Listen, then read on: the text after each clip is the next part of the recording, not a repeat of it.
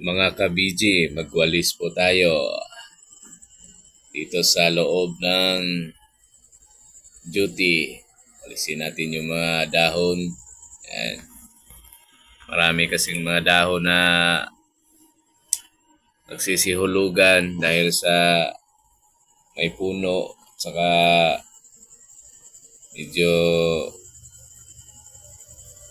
naglalagas na nandin yung mga dahon. Kasi sa panahon na mainit na, kaya yun, walis-walis para pag may dumating na bisita, at least wala silang makita na madumi sa loob ng area at manatilihing malinis ang kapaligiran kung saan man naka-destino, naka-assign.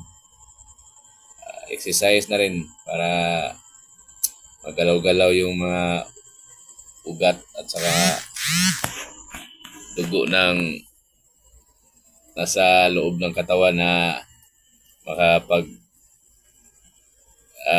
refresh din. Kasi isa na rin yung exercise na pagulis-walis para maging kondisyon ng katawan. Yan. Dito ko ngayon, nag-duty pa ako dyan, tapos pinalisan ko lang yung mga dahon.